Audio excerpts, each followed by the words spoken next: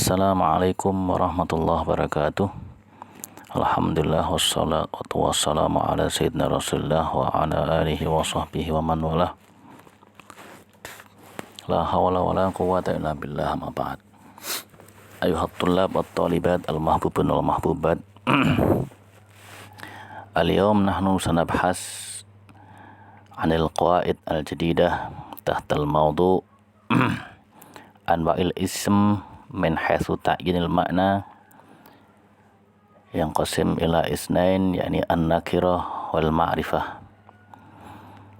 Jadi hari ini kita akan membahas tentang kaidah nahwu sharab, kaidah bahasa Arab yang baru, yang berjudul tentang pembagian isim dilihat dari penentuan makna atau umum dan khususnya, ya.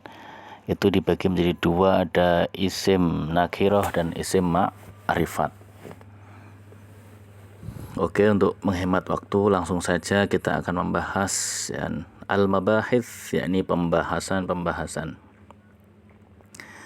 Yang qasimu al-ismu min haitsu ta'yinil makna ila qismain nakiratin wa ma'rifatin. Isim dilihat dari penentuan maknanya, yaitu khusus dan umum, atau sudah ditentukan atau belum bisa ditentukan, itu ada dua, yaitu nakirah dan ma'rifat. Apa itu isim nakirah? An-nakiratu ismun yadullu ala syai'in ghairi muayyanin. Nakirah atau isim nakirah adalah isim yang menunjukkan sesuatu yang belum bisa ditentukan barangnya. Jadi ini bisa dalam bahasa Indonesia disebut dengan makna umum. Ya, masih umum, belum bisa ditentukan bendanya. Ya. Adapun al-ma'rifah, yaitu isim yang ismun yadullu ala syai'in muayyanin, isim yang menunjukkan atas sesuatu yang sudah bisa ditentukan bendanya atau barangnya, atau disebut dengan kata khusus. Kalau isim nakirah disebut dengan kata umum, tapi kalau isim ma'rifat disebut dengan kata khusus. Nah, perbedaannya di mana? Jelas, sangat berbeda. Contoh dari isim nakirah, ya, itu misalnya kita sebut satu benda yang yang masih umum, contoh yang qalamun, pulpen.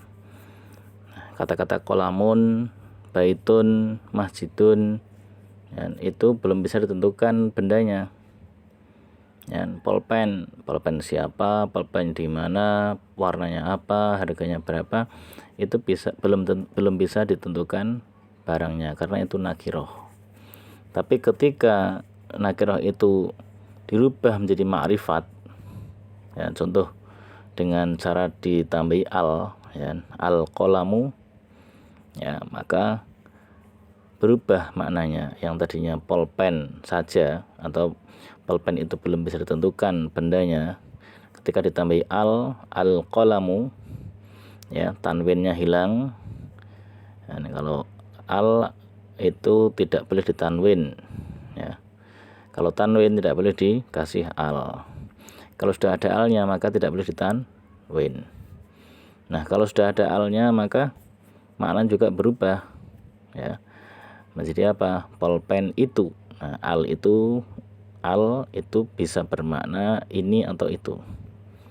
Nah, menjadi barangnya jadi jelas, jadi sudah bisa ditentukan, ya, ini itu, pulpen ini, pulpen itu, rumah ini, rumah itu.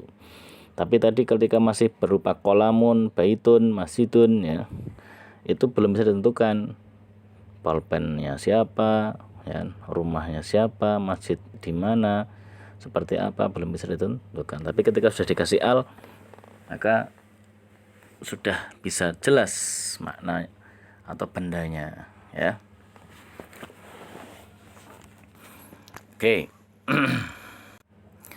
Untuk bisa mengenal atau mengerti lebih jauh tentang nakirah dan ma'rifat, kita akan mengetahui terlebih dahulu macam-macam ma'rifat. Macam-macam isim ma'rifat itu apa saja? Ya.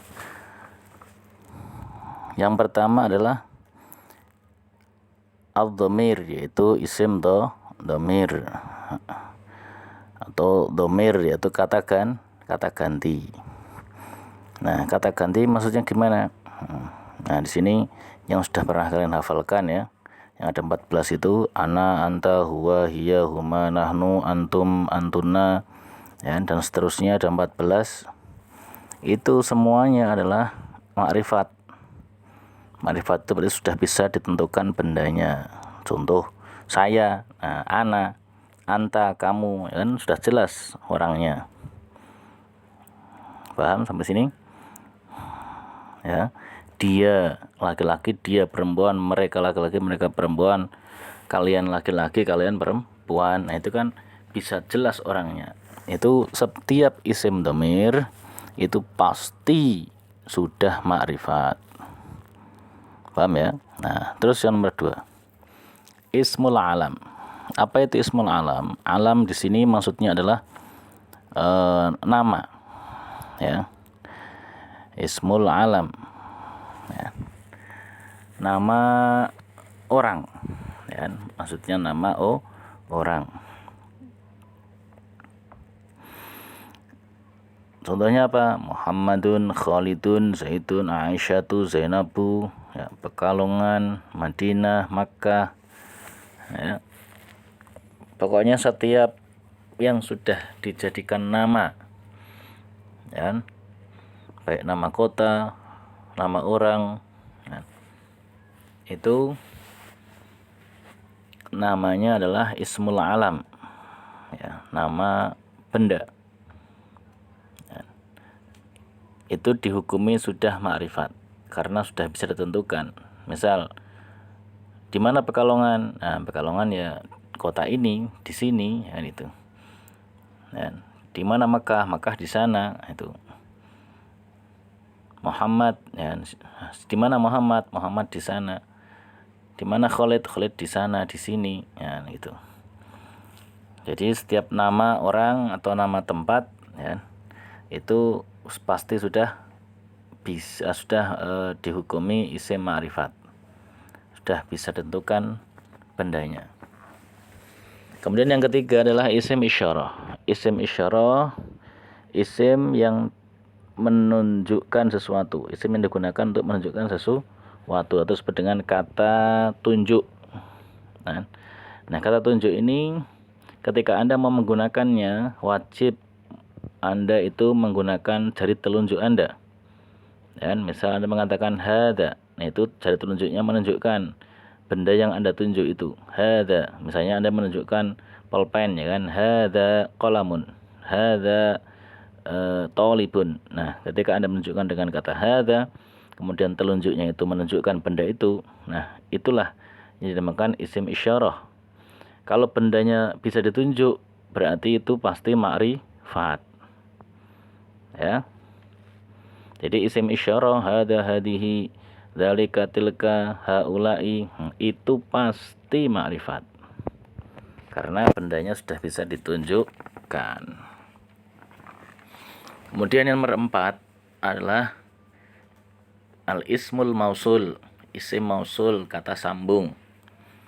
Isim mausul contohnya apa saja? Alladzi, allati, alladzani, allatani, alladzina, allati. Nah, setiap isim mausul itu juga pasti sudah ma'rifat. Ya, karena fungsi isim mausul itu adalah jelas untuk menjelaskan sesuatu. Ya, kata sambung yang digunakan untuk menjelaskan sesuatu yang belum jelas. Nah, sehingga ketika dikasih kata sambung, ya, dikasih alladzi, ya, atau allati, itu bendanya pasti sudah bisa ditunjukkan. Ya, alladzi. Nah, oke ya. Terus nomor 5. Al-muhalla bi'al. Muhalla itu artinya apa? Ditempati atau ditambahi ya, bi'al dengan al, atau dengan kata lain al mu'arrafu bi'al, yang dimakrifatkan dengan al. Seperti yang sudah saya jelaskan di awal tadi, ketika ada mufrodat atau ada kata ya, bukan nama orang ya, kemudian bukan isim domir, bukan isim alam, bukan isim mausul ya.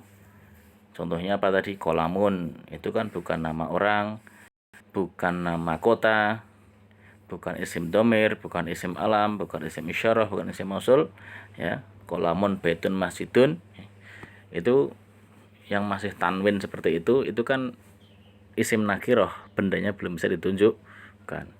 Nah, bagaimana caranya supaya bisa menjadi ma'rifat? Itu ditambahi al di depannya ya, yang kolamun menjadi al kolamu, yang baitun menjadi al baitu ya, yang masjidun menjadi al masjidu. Ketika sudah ada alnya, otomatis itu bendanya bisa ditunjukkan, karena al itu memiliki makna ini atau itu. Nah, ketika Anda menerjemahkan di situ ada alnya, berarti itu atau kata tersebut itu sudah bisa ditunjukkan maknanya, karena sudah mengandung makna ini atau itu. Bisa dipahami ya, ketika kita mengatakan kolamun pulpen, itu belum bisa ditunjukkan pulpennya siapa, di mana, warnanya apa, kita tidak tahu. Tapi kalau kita sudah mengatakan al kolamu, maka itu sudah bisa ditunjukkan pulpen ini atau pulpen itu. Paham ya? Baik. Kemudian yang nomor 6, al mudhafu ilal ma'rifah. Nah, al mudhafu ilal ma'rifah, yang disandarkan kepada isim ma'rifat ya. Jadi isim nakirah itu bisa menjadi ma'rifat, caranya ada dua ya. Yang pertama ditambahi al, yang kedua adalah dimudhafkan atau disandarkan kepada isim ma'rifat. Contoh di situ ada kata apa? Idul Fitri. Idul Fitri. Idul Fitri itu aslinya Aidun dan Al-Fitri atau Al-Fitru. Dan Aidun Al-Fitru. Kemudian qalamuka itu aslinya qalamun dan ka ya. Nah, contoh Idul Fitri ya. Idul Fitri itu adalah awalnya Aidun ya, itu nakirah. Kemudian Al-Fitru itu ma'rifat. Nah, kemudian dua kata itu dijadikan satu biar menjadi satu kesatuan, disebut dengan kata majmu' atau mudhaf ilaih. Kata yang pertama namanya mudhaf, kata yang kedua namanya mudhaf ilaih ya. Nah, setiap mudhaf itu kan awalnya ma'rifat, awalnya nakirah ya kan. Nah, kemudian yang mudhaf ilaih itu kan ma'rifat ya.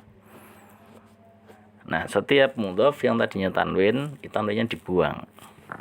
Kemudian setiap mudhaf ilaih yang tadinya kalau dibaca rofa ya, yang tadinya rofa atau harakatnya dhammah, itu setiap mudhaf ilaih wajib hukumnya ya, itu menjadi majrur atau dibaca jer. Nah, jernya kalau isim mufrad berarti dibaca dengan kasroh ya. Yang jadi tadinya Idun Al-Fitru menjadi Aidul Fitri ya. Tanwin yang berada di Idun dihapus, harokat Al-Fitru, harokat dhammah pada Al-Fitru itu dirubah menjadi jer, jadinya Al-Fitri, jadi Aidul Fitri. Nah, kata-kata Idul Fitri itu ya jelas sudah menjadi ma'rifat ya, karena sudah bisa ditentukan oh Idul Fitri ya. Nah, id yang ada pada Al-Fitri yaitu Idul Fitri. Terus seperti qalamuka, awalnya adalah qalamun dan ka. Qalamun kalau kolamun saja itu adalah nakiroh, belum bisa ditentukan bendanya, ya. Polpen siapa? Nah, ketika dibubuhi atau dimudhofkan kepada domir berupa K, domir milik ya. K itu artinya milikmu, ya. Bahasa Inggris, kalau bahasa Inggris itu yo, ya. Your pen, ya. My pen, your pen. Nah, bahasa Arab itu yang your, yur ya, itu diganti dengan K. Tadinya kan anta, dalam bahasa Inggris itu you, ya. You kalau menjadi subjek, ya. Tapi kalau menjadi milik itu berubah jadi your, ya. Bahasa Arab juga sama, kalau menjadi subjek anta, ya. Tapi kalau dia menjadi domir milik, kata ganti milik itu menjadi K, ya, dan letaknya di belakang. Kalau bahasa Inggris di depan your pen, kalau bahasa Arab qalamuka. Ya, aslinya qalamun itu nakiroh, ketika diidhofahkan kepada K, yaitu domir milik, kata ganti milik, ya. Jadi qalamuka, maka itu namanya mudhof ilaih, dan setiap mudhof ilaih atau tarkib idhofah itu dihukumi dengan apa? Dengan ma'rifat. Dan polpenmu, ya kan jelas, yang awalnya kolamun itu belum bisa ditentukan bendanya, ini polpennya siapa, di mana, warnanya apa, kan tidak tahu. Tapi ketika sudah ditambahi dengan domir K, diidhofahkan kepada domir K, ya, domir milik K, maka berubah artinya menjadi apa? Polpenmu. Nah, sudah bisa ditentukan kan, polpenmu, itu polpenmu kan itu. Paham? Nah, jadi kesimpulannya saya ulangi, ya. Jadi isim dilihat dari penentuan maknanya, artinya bendanya itu bisa ditunjukkan atau tidak, dan itu dibagi menjadi dua. Jika belum bisa ditunjukkan, namanya nakiroh.